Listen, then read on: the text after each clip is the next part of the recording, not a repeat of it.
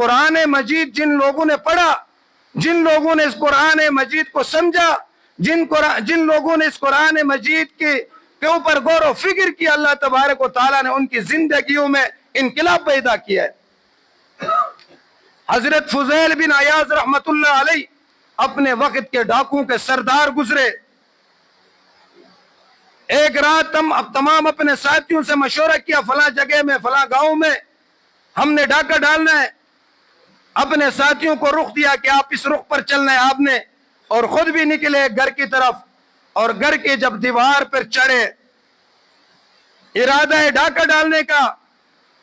لیکن اندر سے قرآن مجید کی آواز آ رہی ہے پڑھنے کی۔ وہ گھر کسی دیندار کا تھا، وہ گھر کسی تہجد گزار کا تھا، وہ گھر کسی قرآن سے وفا کرنے والے کا تھا۔ جب اس کے قرآن مجید کی آیات کی آواز آ رہی ہے، قرآن مجید کی پڑھنے کی آواز آ رہی ہے، الم یأن للذین آمنوا ان تخشع قلوبہم لذکر اللہ، اللہ تبارک و تعالیٰ اس آیات میں اپنے بندوں سے گلہ کر رہے، اپنے بندوں سے شکوہ کر رہے، کیا کہ وہ وقت ابھی تک نہیں آیا کہ میرے بندے میرے قرآن کو سنیں اور ان کے دل نرم ہو جائے؟ کیا وہ وقت ابھی تک نہیں آیا؟ فضیل بن عیاض رحمت اللہ علیہ نے کہ کانوں میں جب یہ قرآن کی آواز سنی اور مفہوم کو سمجھا تو بے ساختہ پکار اٹھے، قد آن یا رب، قد آن یا رب، یا رب وہ وقت آ چکا ہے، یا رب وہ وقت آ چکا ہے کہ تیرے بندے تیرے قرآن کو سنیں اور ان کے دل نرم ہو گئے۔ اور اسی وقت اپنے ساتھیوں کو اکٹھا کیا، جمع کیا، اور توبہ کر کے واپس لوٹے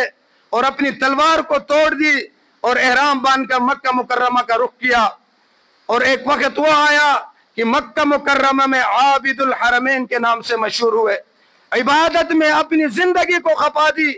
قرآن میں اپنی زندگی کو کھپا دی۔ امام احمد بن حنبل رحمت اللہ علیہ لکھتے ہیں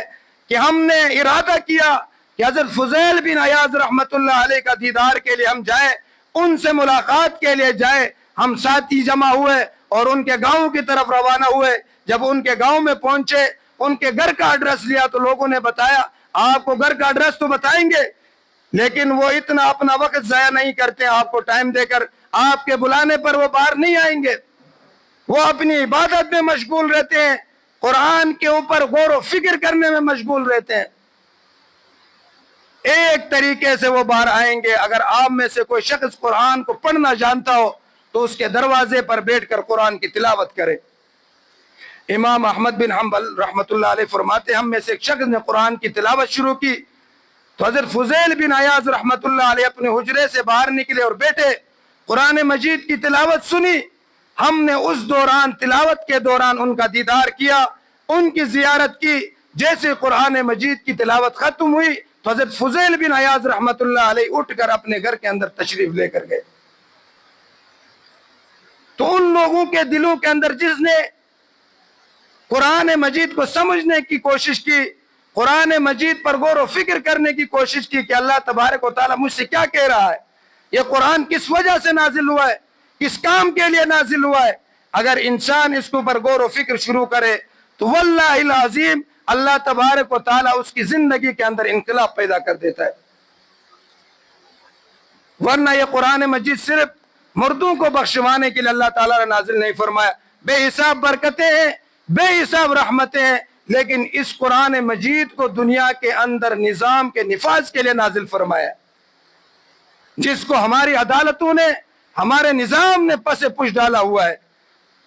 جب تک ہم اس قرآن مجید کو پس پش ڈالیں گے، اس قرآن مجید کے احکامات کی خلاف ورزی میں قانون بنائے جائیں گے، اس وقت تک ہمارے ملک کے اندر نہ معیشت بہتر ہو سکتی اور نہ امن آ سکتا ہے۔ امن کا راستہ بھی یہ قرآن بتائے گا اور معیشت کو بہتر کرنے کا طریقہ بھی یہی قرآن بتاتا ہے۔ جب اللہ کے بتائے ہوئے احکامات کے مطابق اس کے روگردانی کرتے ہیں تو پھر ہمارا نظام کس طرح درست ہوگا، ہمارا معاشرہ کس طرح درست ہوگا، ہماری معاشرے کی زندگی کس طرح بہتر ہوگی۔ تو اس کے لیے ضروری ہے